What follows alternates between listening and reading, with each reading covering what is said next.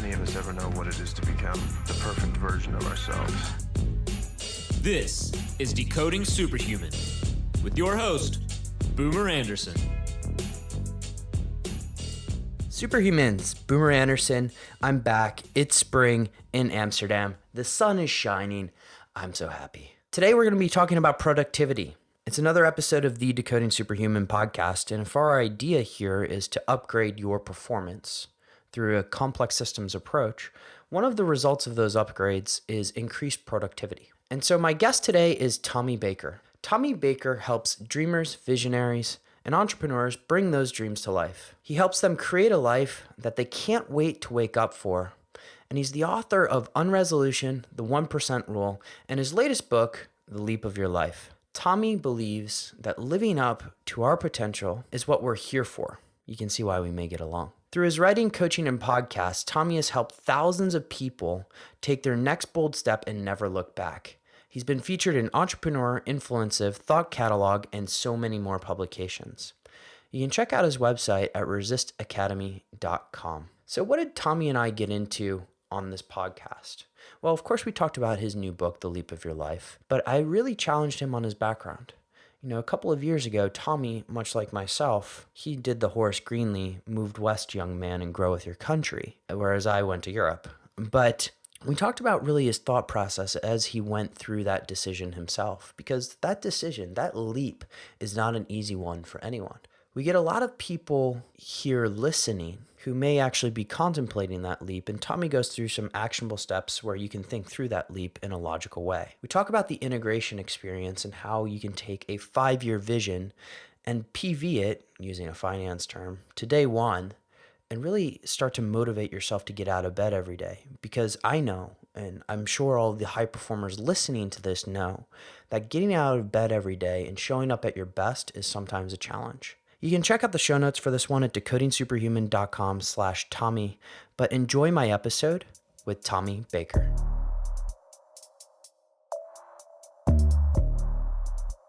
Sponsor for this episode is the ring on my finger. No, I'm not married yet, and frankly, before this ring, I hated wearing rings. But I must say, the guys at Aura have done a great job. The Aura ring allows me to track all sorts of crazy things about my sleep, including my resting heart rate, my deep sleep stages, my REM sleep, etc., etc. I really enjoy the feedback, and it allows me to make lifestyle decisions to become a higher performer. Let me give you an example. So prior to getting the Aura ring, I would fast essentially 16 hours after my last meal. It didn't matter when that last meal was. However, when I look at my resting heart rate and how that really correlates to my performance the next day, I know I want my lowest resting heart rate coming as soon as possible after going to sleep, because that's when all my recovery really starts. So what did I do? Well, it allowed me to adjust really when my last meal was before going to bed. So I have my last meal now earlier in the night. I get better sleep, I get higher quality sleep, and I must say, the next day feels amazing. So if you want to check out the Aura Ring, and if you want to pick one up yourself, go to auraring.com. That's OURA ring.com. Plug in the code BOOMER, and you'll get $50 off your order, or 50 euros, depending on your jurisdiction. I really hope you enjoy the ring, and on with the show.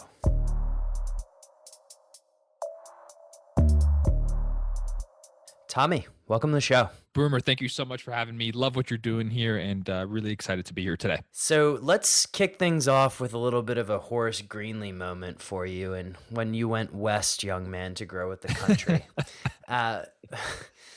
Part of this podcast is going to be about taking leaps and kind of bold decision making. And you made one of those yourself, right? About 3 years ago? Absolutely. And if I look back, I mean, made several since then. But I think we all can find a moment in our lives where we knew we had to do something. There was fear, there was trepidation, but guess what? There was also excitement. There was also something pulling us, and we stepped into it, and we didn't really know what was going to happen. But that didn't actually necessarily matter. What mattered is that we actually took a shot. So for me specifically was living on the East Coast and just knowing that I was going down the path that just wasn't for me. from an environmental standpoint and even from a business standpoint. So I have to get really honest. I wake up in 5 years, where am I? But not only like where am I like physically, but where am I mentally, emotionally? What's going on in my day to day? What were you doing then, if you don't mind me asking? So yeah, so at the time I had a physical training business, two locations on the East Coast, and helping people do physical transformation, which is something that I love, the performance aspect of physicality. But I realized that what I really loved was what was happening in between the ears. Why would you come into the facility, and why would someone with a similar background, similar demographics, psychographics, and you would see incredible results and they would stay in the same place? Like, what was going on internally? And that was my obsession, man, which I know resonates with you. But I got to a point where I said, this is working. It's working. And that's one of the traps that can happen when things are quote unquote working and we have achieved some. It becomes even harder to make bold decisions, because let's face it, making a bold decision when things aren't working is pretty easy, because you got really nothing to lose. Yeah. But when you got something to lose, it carries more weight. And that's how we can get stuck in a place of comfort and not in a place of what I like to call thriving, where we're consistently seeking the challenge and we're excited about the next day and we have something that's pulling us. So walk us through that experience for you. Did you just kind of shut down shop and kind of hop on a motorcycle, drive across the country, or how did it work for you? I love that visual. So one of my favorite movies is Motorcycle Diaries, where they take this road trip through South America. Che Guevara. Yeah, it's a great movie. Yeah. So no, it actually started with getting really clear on a New Year's Eve evening. That's not, by the way, that's not a night where most people get clear. If anything, they go a little bit blurry, right? No, they get something, but it's not clear. But just again, I think we have these, I know we have these moments of clarity that come sometimes during ordinary moments, sometimes they're in extraordinary moments, but it's what we do with them after. And that night I felt like I was going in the wrong direction, and I needed to get out. And so I was actually at a restaurant that evening, and I'm with a bunch of people, and I don't even know if I excused myself. I actually wrote about it in the book. I don't even know. And I just started walking because I needed some space, and I needed space figuratively. I needed space, metaphorically, of all of that. And I came across an empty field, which is kind of rare back there, but in that part of the country. And I just had one of those moments where it said, you know what, I'm going to make a change, and I'm going down the wrong path, and I'm going to shift the business that I'm in. I'm going to change my environment. At the time, I was like in and out of very mediocre, decent at best, relationships. And I was like, I'm gonna attract and find someone who's just blows my mind, because that's my standard. But here's the deal: I had no blueprint, I had no plan. We had just signed another 5-year lease on one of the biggest, most expensive buildings, but I committed. And there's a difference between when we make a decision born out of commitment and when we make a decision, with 1 foot in, 1 foot out, 1 foot in, plan B, plan C, plan D. Like, there's an energy that comes with it. And we've all been there when we made that decision that we didn't know, but we really stepped into it powerfully. And dude, I had no prospects to sell this business at all. It was me. Like, I was such a part of the business, and I was still entrenched in the business. And, we had a staff, but still it was a lot of me.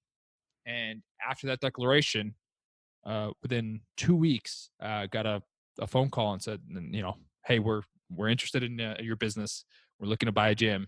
Let's have a conversation. Beautiful. And that started the path of, okay, letting go and being able to come out west to get on the motorcycle. Although it wasn't as sexy. It was actually a U-Haul, but close. So not a Sons of Anarchy moment or even a Che Guevara moment, but more like, I don't know, what is the Beverly Hillbillies or something? But something like that, yeah.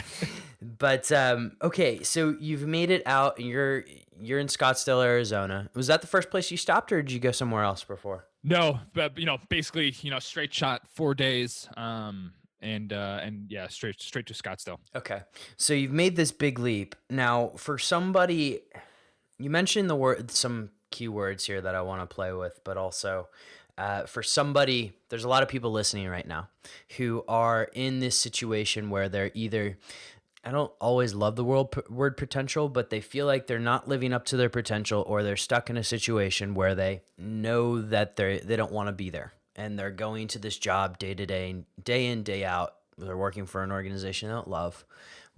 Just walk us through, some of the analysis that you went through in your head that said, you know what, it's time to make that leap. I mean, you mentioned you didn't like exactly what you loved what you're doing, but you became obsessed with the mind space. But what were some of the other things that kind of gave you confidence to make that leap? Yeah, honestly, the biggest thing was using, and it's one of the tools that I teach on now, and it's called reverse visualization. Okay. We talk about visualization for performance and the things that we want to do, and that's great. But reverse visualization is a way to take a future possible pain or a possible regret or something that we don't want, if we stay on the same path, and amplify it and really go really deep into it, and then reverse engineer it to bring it down to today.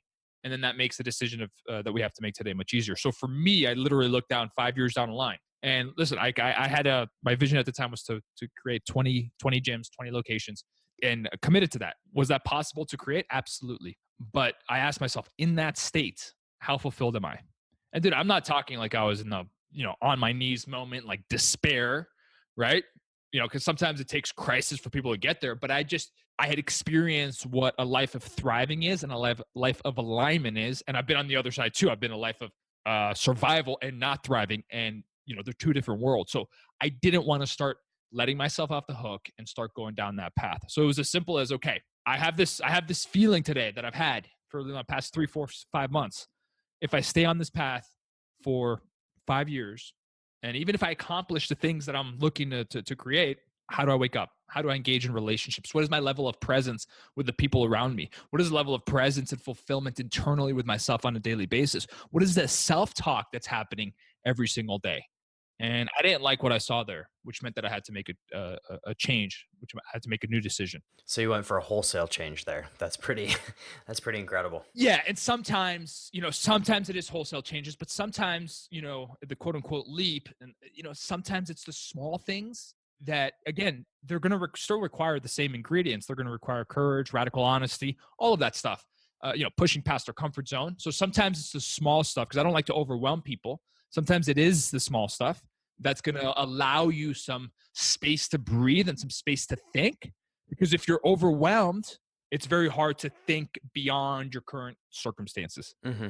Let's go into this aspect of reverse visualization, because I like this, and I like this kind of practice that you've developed here. But sometimes, you mentioned sometimes people need crisis to move.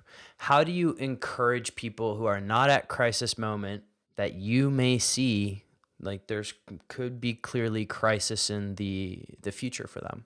A perfect example that I have from my own life is potential client coming up to me saying, I have extremely elevated blood sugar. He's type 2 diabetic, but he doesn't want to do anything about his diet. I'm not a doctor. I don't play one on the internet, but I do think that there's very simple corrections that he could make. How do you kind of work with that? So, and just like you said, a crisis or an impending crisis, even if it's far away, is going to have some proof, and it's going to show itself much earlier than when we hit that full-blown crisis. And so just in the context of, like they say, like a relationship, right? The crisis, let's say, is the divorce moment. But if we just look back, we can look at so many moments where we slowly slid into that. So many moments where we stopped the affection, when we stopped, a lot of the intimacy, when we stopped doing consistent date nights, when we stopped telling them how we feel. I mean, and so the way that we do this is like, start looking at inventory. And I just call this non-emotional inventory of the different areas of our lives. And you almost want to look at it, I call it looking at it like with an autopsy approach, because we don't want to get our emotions involved in it yet. We just want to look at it just from a very objective standpoint, and start to look at some of the data associated with that. And it's like, okay, if you look closely enough from a non-emotional place, you can start seeing whether you're headed towards a crisis or you're going on the path that you want to be. And if you're headed towards a crisis, well, use a tool like this, take yourself to that place, because yes, crisis can be a powerful place to change from. It's also a debilitating place to change from. So let's not wait for that, because it's going to happen if we stay on the same track. So let's get ahead of it. Okay. So let's go down non-emotional inventory because I think this is extremely useful for people just to do a regular check-in in general. And I may have different language for it, but you mentioned non-emotional inventory. How do you go through that process with somebody or how do you do it with yourself, for instance? Because I think this is very valuable exercise for people to go through like on a quarterly basis at least. Absolutely. So the way that I do it is once a year I'll do a full day, and then every quarter it's like a few hours, maybe a half day, and then every week is about 45 minutes.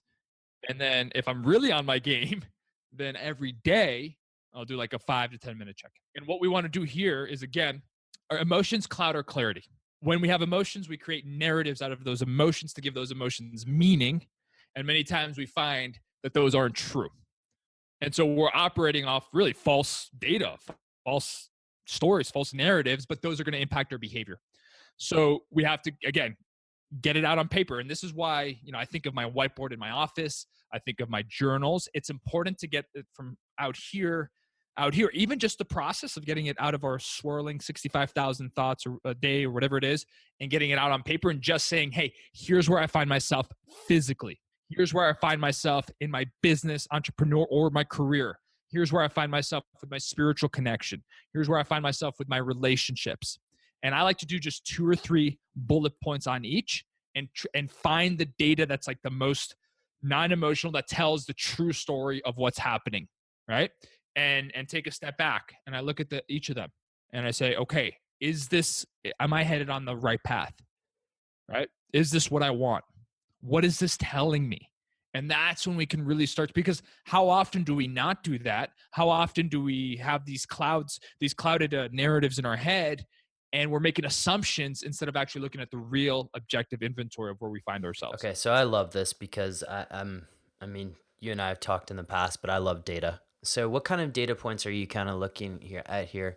Physically, I feel like that's a pretty easy one. Relationships tends to be a little bit more vague. What kind of data points do you use? Yeah, absolutely. So the easiest usually are going to be the physical, and the business and the career. In terms of like, okay, this is, as an entrepreneur, this is my revenue, this is my profit, or if you're an executive, like this is, this is my salary, and this is. But we also do have to look at some of the. So that this is the first step, and I want to finish answering your question.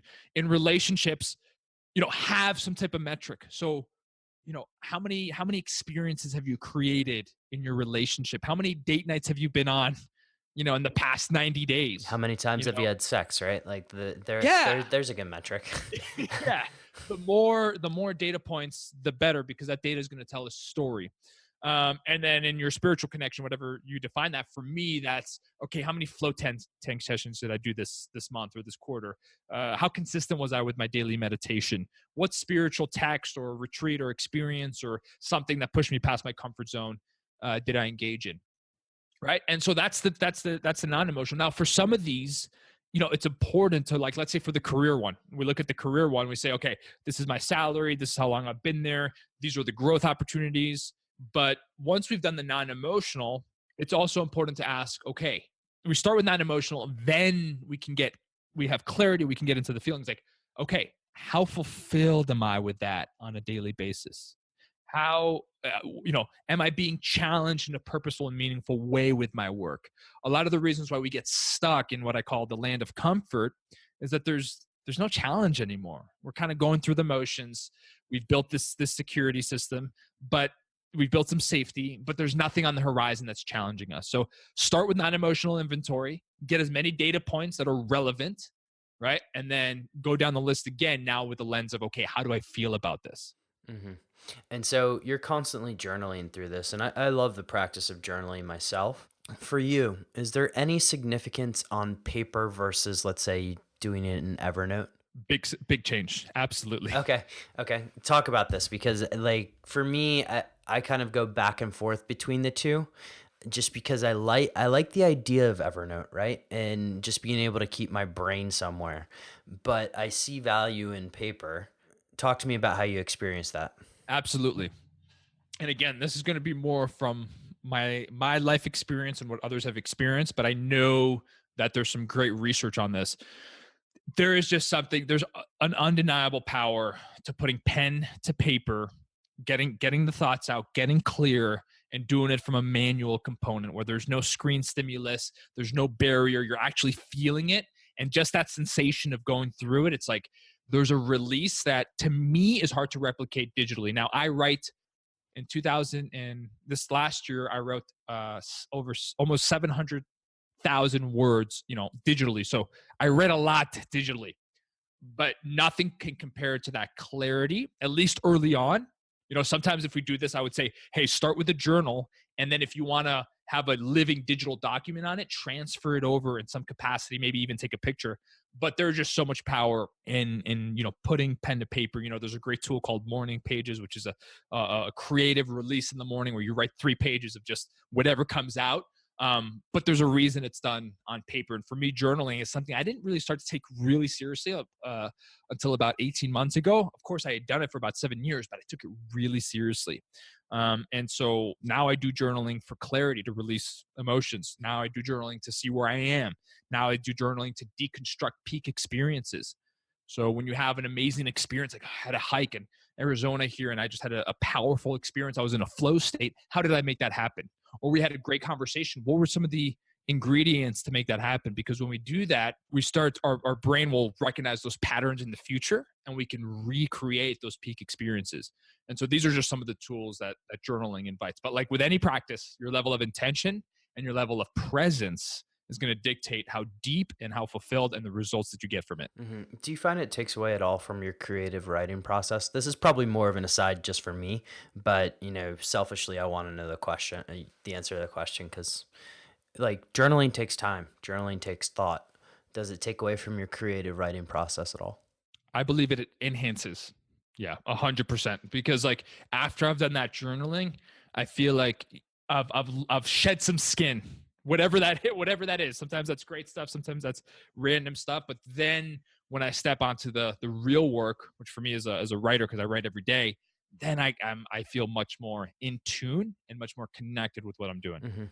So we've got the big leap. We've got people in a spot of inventory and taking inventory on their life. One of the common things that all high performers have is, like, for lack of a better word or lack of a better phrase, that ability to wake up and show up every single day. How do you work with people to make, or how do you do it with yourself? And showing up every day when you're an entrepreneur, that's freaking hard, right?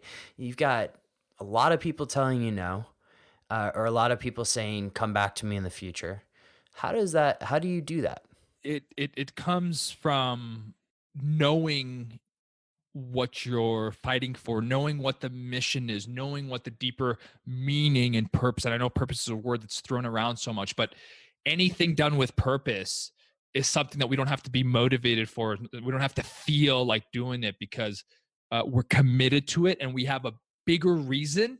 And usually that reason is bigger than just ourselves. And I always tell people, for performance early on, it can be about you, but if you want to tap into something much more powerful, make it bigger than you.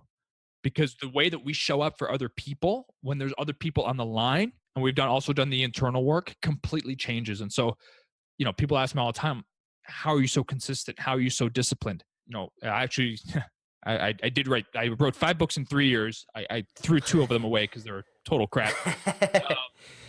And people will say, like, isn't that really hard? Writing a book is hard. And I say, well, not really. If the reason why most people don't finish books is because there's no deeper purpose behind it.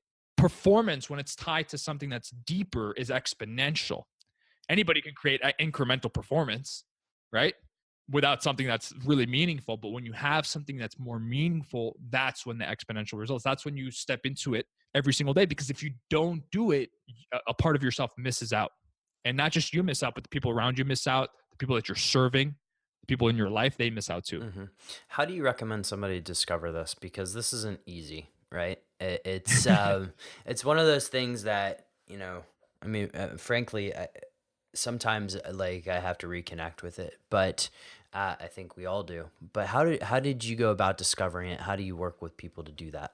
Absolutely. And I like what you said. So this is not about going to the Himalayas and spending 2 weeks in meditation and figuring out your life That purpose. does sound actually very nice, though. I know. I was gonna say, I was thinking about it. You I was want to like, go? that You sounds want to go take a trip to Tibet? Like that would be a good Let's idea. do it. When we have conversations like this, there's too much pressure on this, and then people do nothing. Yeah, exactly. So I always say, you're not going to find this. You're not going to find this type of clarity in the chaos. You're not going to find this type of clarity in the noise.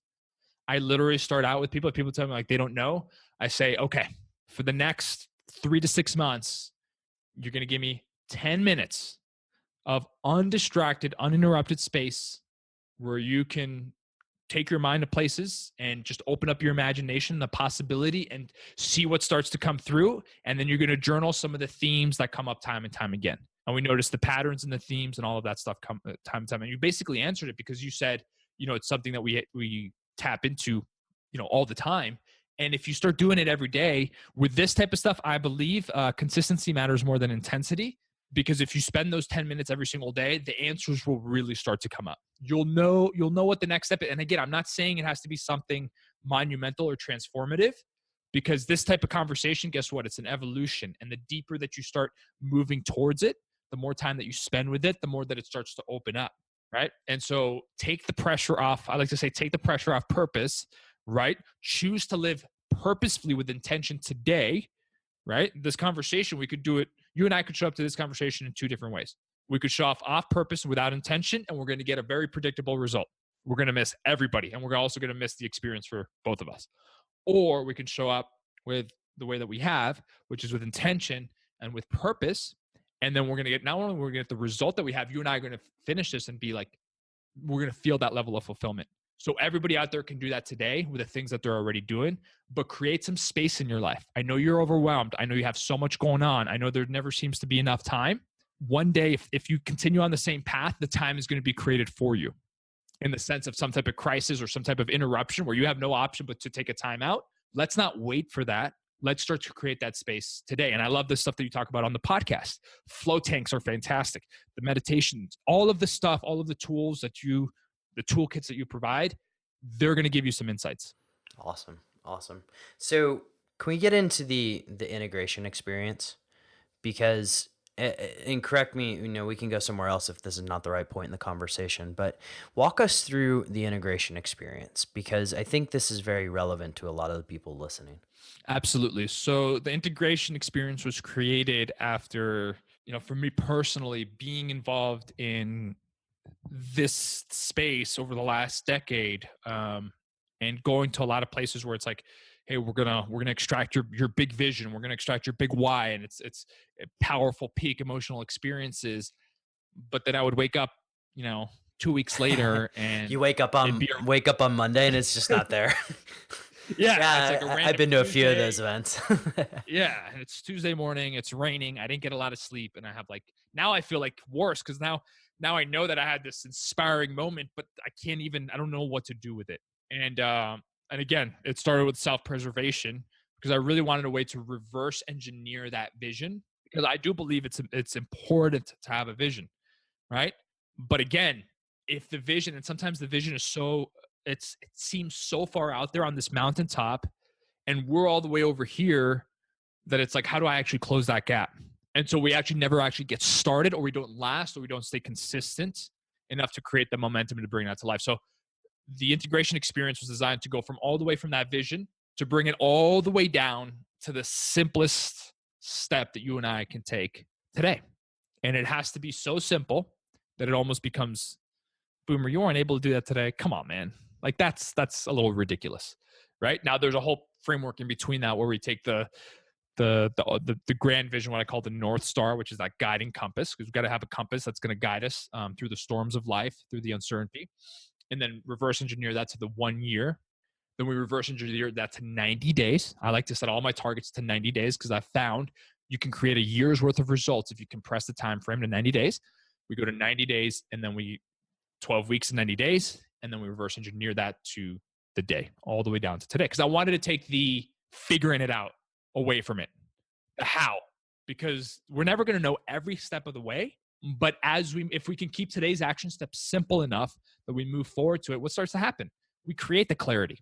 we start to get, doors start to open, opportunities start to open, the performance starts to increase. And now the gap went from here starts to close a little bit. And when the gap starts to close, we feel like not only it's possible, but it's going to happen faster. And that's where I wanted to take people. Can you go a little deeper on the significance of 90 days? Because I think there's some science behind 90 days as being like a very good sprint time for people. But, how did you come around to discovering that yourself? I did it because I would set these 1 year goals and then get lost Yeah. 4 or 5 months in. Yeah. Right? In 1 year, I want Now- my business to have 5 million in EBITDA. And you just kind of like, oh, I'll get to that in December. Exactly. And, personally, I've considered myself a high performer, very ambitious, very driven, very motivated. But, setting these 1 year goals and then waking up with no clarity or direction around them really started to eat away at my belief and my capability and my confidence. So I said, you know what? There, just noticing my human behavior, noticing other people's human behavior, looking into the research. It's like we operate amazing during compressed timeframes. I mean, we do stuff that is just so monumental and so incredible when we have no other option, right? And so we can take, what I like to do is that 90 days is enough time for you and I to really see powerful results that are going to move the needle in life and business. But it's also close enough where it's like today, it's Thursday, and if I'm in a 90-day sprint and I know my 90-day targets, what I do today still matters. Yeah.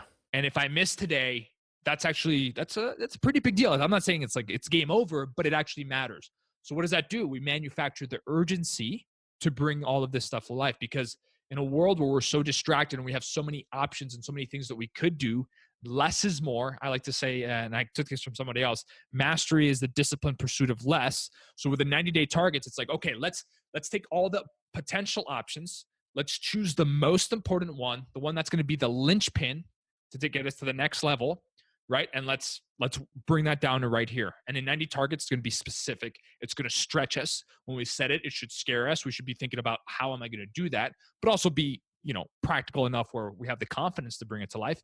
And I think it really comes from the entrepreneur Peter Thiel in his book 0 to 1. He gives an example of, he asked an entrepreneur, aspiring entrepreneur, what's your 10-year vision? What's your 10-year plan? And the guy responded, and he said, okay, how can you make that happen in 6 months? Yeah.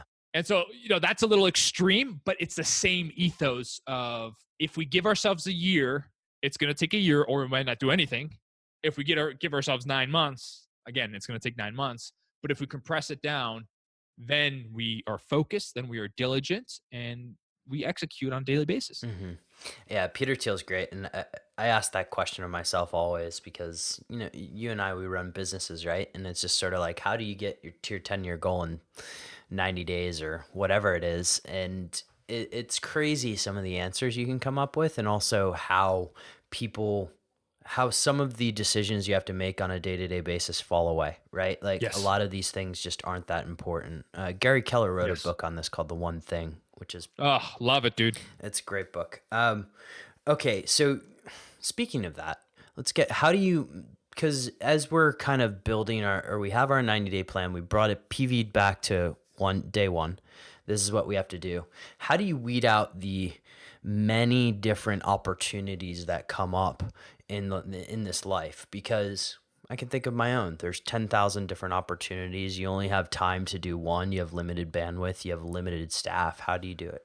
That is always going to come down to the vividness of the clarity that you and I have at any moment in regards to our 90-day target, the season of our life and business, and then our grander plan. So I'll just give you the example of a vegan. A vegan knows who they are and they have a philosophy about eating. So when they walk into a restaurant that's not in California, most of the menu is off limits. So they don't have to expand willpower, decision fatigue, going back and forth. Should I get the chicken? Should I get this? Should I add that? It's like, dude, 80% of the menu is off limits, or 90%. So they have one or two options. And so they look at the menu. That's exactly what I'm going to have. And then they have more capacity and more bandwidth for the rest. And that's just a metaphor for our lives. So if you have clarity on who you are, which is that philosophy piece, and what you want, what you desire, your outcome, your targets for 90 days, whatever it is, then it actually becomes pretty easy. So I'll just give you an example. Right now I'm I'm launching this book, and it's the season of launching the book. So within the season of launching the book, I'm saying it's very easy for me to make decisions. It's either a yes or it's either a no, but it's all going to be under the compass of this season, which is launching the book. And really for me, it's getting this message in as many people's hands as I can.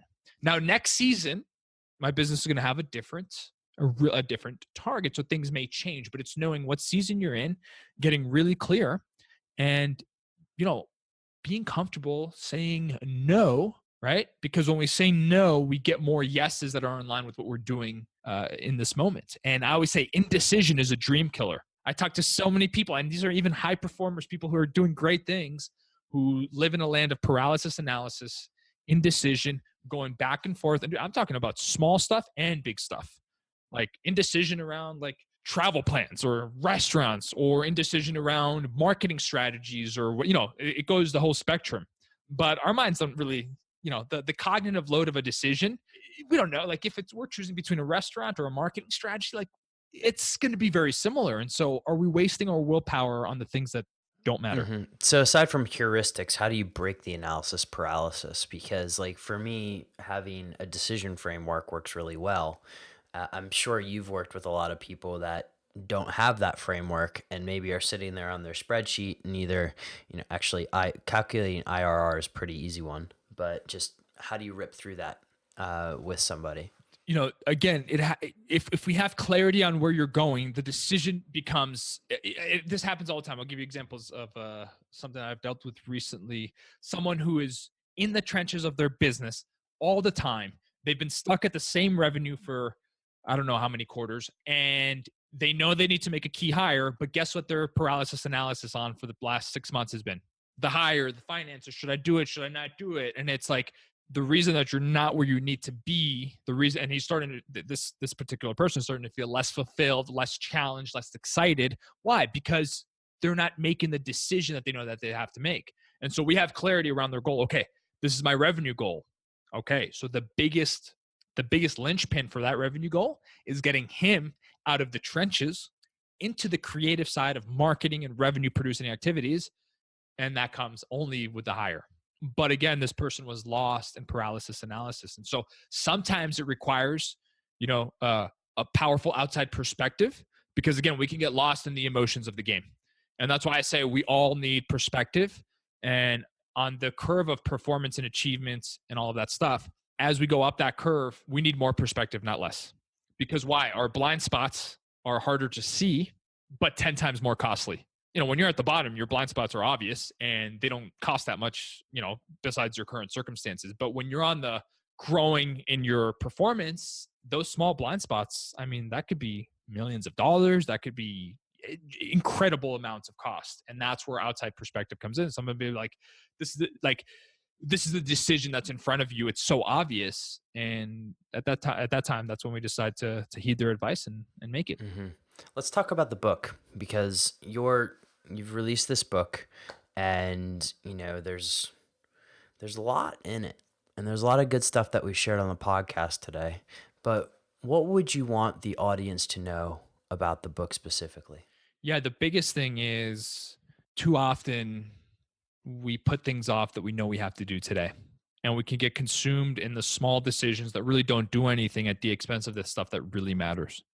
So a big part of the book is designed to, one, get you clear on what that next big decision is, two, how to navigate it, three, the opportunity cost of waiting, right? And what's going to happen after, and how to best deal with, some of the emotions and uncertainty that's going to come after that. So the book was really created from having really thousands of conversations with people from, all levels, but really who know that there's something that they haven't done or haven't stepped into, or something that needs to change, and they're letting a lot of time pass. And when time passes, what happens? We lose the enthusiasm. Fear starts to take over. Paralysis analysis goes on full tilt. And we get to a place where so much time has passed that we say something that was very important to us 6 months later, a year later, we discount immediately because of the time that has passed. So I wanted to give people a framework to really step into that. And guess what? It's like people say, Tommy, I've taken a lot of leaps, a lot of bold decisions. Is this still for me? And the answer is absolutely. Because like we said earlier, sometimes we can have success and growth and achievement, And now that we have something to lose, we stop making bold decisions. And what happens? We slide right back into stagnation. We slide back into mediocrity, and we slide back into a place where we're like, this isn't fun anymore. I don't feel alive with what I'm doing anymore. I don't feel in momentum. And often what's in the way is that next big leap. Yeah, I mean, life is too short, right? It's just like take that leap because like you want to enjoy life, and if something's holding you back, you might as well go. Yeah, and mortality is mortality, regret. I spoke to some of the best researchers in the realm of regret, and regret can actually be very powerful. It's how we use it. The researchers told me if most people use regret and they ruminate over it and they go back and forth in their mind about what they could have done, how they didn't do it in the past, and that leads to despair, apathy, hopelessness, lack of confidence, anxiety, depression, all of that stuff.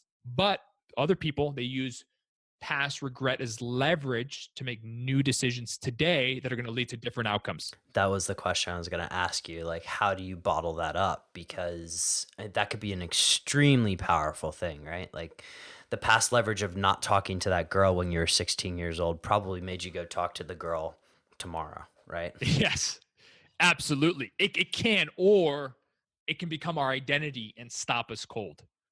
And so I want it because the truth is this was only created because of what you just said. Seasons in my life, opportunities in my life that I literally watched pass by. And finally I said, enough is enough. Something needs to change. And so that's the framework that I wanted to give people, right? Remember what matters. Do it. When you have clarity, do something within 24 hours to make it real. Do something, even the smallest of things. That's gonna cement your belief in it. Boom. That last nugget right there is extremely, extremely valuable. Tommy, this has been amazing. I want to get into the final four questions now, where we're just going. I want to drill down on a few things, but before I do that, I just more of a curiosity out of my because high performing entrepreneur to high performing entrepreneur would love to know what are your favorite kind of productivity hacks on a day to day basis. This isn't one of my normal four questions. I just Totally. want to ask you. No, it's great. Non-negotiable airplane mode to start the day. Okay, how long? At least 90 minutes, and I try to push that. That's my barrier, and I try to push that as much as I can. Again, really strict email rules. Don't check email until for me it's 9 a.m. But again, I try to stretch that as long as I can. The Pomodoro method as a writer, just stacking Pomodoros, saying like this week I'm going to hit 15 Pomodoros. And for anybody who doesn't know, that's 25 minutes of intense work, focused, no distractions, 5 minutes off. That's one block of one single rep of Pomodoro.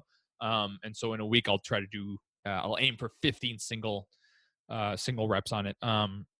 Those are my favorites. And again, distraction free. For example, when I go to my office, a lot of times I'll leave the phone in my bag, in the car, because if it's in front of me, it's too tempting. And so much of focus and productivity is just availability. If it's there, if the muffin is right in front of you, you're going to see it 30 times that day, and you're trying to lose weight. Get rid of all that stuff. And it's the same thing with productivity and focus and all of that stuff. Mm-hmm. Is there any tech that you do use? Because, there are, like, tech can be both blessing and curse, right? Is there any particular apps that you have to use on a day-to-day basis or no? Specifically for focus or yeah, just in general productivity. Well, one of my favorites is so I think it's funny that we track our finances so intensely, but we don't track a much more important resource, which is our time. Time, yeah. And so Rescue Time is an app online that sends me a report every Sunday. It says, hey, and you can set targets, et cetera, et cetera. It said, my target for the week is a 75 out of 100, at least on the productivity scale. So on Sunday, it's going to say, hey, you spent this much time here. Here's your score. And going back to the review, the inventory, that's one of the things that I track in my business, because we can track finances, but where's my time going? And what are the inputs that are leading to those outputs? So that's absolutely one of my favorites. Beautiful, beautiful. Okay, let's get into the final four questions. What is one area that you think people should pay more attention to when it comes to improving their performance? 100%. We can call it mindfulness. We can call it presence, all of that stuff. Going back to what I just said about time is, without getting philosophical, it's an illusion. We can create it. It's malleable. We know that. And so spending 10 times in meditation right? Might seem like that, but what does that do to your sales call later that day? What does that do to your ability to think creatively later on about a marketing problem that you're having? So that would be my number one performance for, mindfulness. At the risk of being repetitive, I think it's a slightly different question. Top trick for enhancing focus. This could be either the airplane mode that you mentioned earlier or during the day. Pattern interrupts, reality interrupts. So that Oh, means expand on that. That's interesting. yeah, just we can even be in focus states where things are going well. And again, being in the same environment, in the same state without novelty can really start to hinder our performance. So for me as an entrepreneur, of course, I'm blessed, but like, for example, in my home here in Scottsdale, when I'm working from my home office, I will do a pattern interrupt about 5 to 10 minutes. And that includes physical movement. That includes hopping in the cold plunge pool. Now in the winter, it's cold, but getting or doing some breathing, going for a walk. If you're in an office environment, maybe your pattern interrupts to do. So I used to do this when I was in corporate America. People thought I was crazy. So we were on the 13th floor, or 13th or 14th floor. I would take the elevator down and then sprint up the stairs, take the elevator down. I did 3 rounds of that as a pattern interrupt. Guess how I felt when I came back to my desk? Focused, on fire, energized, more creative, and more clear. So pattern interrupts are just toolkits that you can intersperse during your day to create that shift and get you back in a place of clarity. What book has significantly impacted your life, other than your own, by the way, and how you perform or show up in it? It's so good, man. I have a stack here that's massive. Yeah, There's I could tilt my computer and we can compare if you want. So there's 2 that come to mind. One is Seth Godin's Linchpin. I figured you were going to say that because you mentioned linchpin earlier, and people don't usually pick that word out. And I was like, wow, that's a Seth Godin thing. Nice. That's classic. Maybe I like wired my brain because I didn't connect the dots until I was just about to say that, because I had it in my mind because I used the word. But that's a great one if you to commit to being the best at what you do, no matter what you're doing, to create opportunities, whether you're working for somebody else or you're in your own business. And then the second would be just talking on focus. Deep Work by Cal Newport really changed the way that I think about work, and all of the techniques that I just shared. I didn't get serious about them until I read that book, because I realized I was doing myself a disservice, and I was going to pay a hefty consequence for lack of attention. Tommy, this has been filled with a lot of just great tips for people. I want to thank you so much for taking the time. The book, everybody should go out and get it. But where can people find out more about you? Absolutely, man. And again, your ability to take leaps has created this, and your amazing platform, which I spent time researching, and you guys do get so much value. So Leap of Your Life is the name of the book. How to Redefine Risk, Quit Waiting for Someday, and Live Boldly. It's out on Amazon, Barnes & Noble, any major book sellers, Apple. You can find it. And if this resonated and you want to go a little bit deeper on it, that's the best place. I also do have a podcast called The Resist Average Academy. And again, we have conversations like this where we maximize human performance and get you to a place of clarity. Beautiful. Tommy, thank you so much for coming on the show today. Boomer, keep crushing. Thank you, man. Superhumans, all of these show notes for this one are going to be at decodingsuperhuman.com/Tommy. Thank you guys for listening, and have an absolutely epic day. Superhumans, before you go, can I ask 2 favors? Did you enjoy that episode? If so, can you send me an email at podcast@decodingsuperhuman.com? Provide any feedback, positive or negative. I would love to hear from you. And for those of you who have really taken advantage of that, you know I respond to each email. Secondly, if you did enjoy the episode, can you head on over to iTunes, SoundCloud, Spotify, Stitcher, any one of your favorite podcast listening platforms, and give Decoding Superhuman a 5-star rating. It would really be appreciated. And then finally, for those of you who are looking at taking an informed approach to health, head on over to decodingsuperhuman.com. Check out what we have going on over there. And if you want to schedule a free 15-minute discovery call with me, you're going to have that option. Superhumans, have an absolutely epic day. And remember, as always, choose health.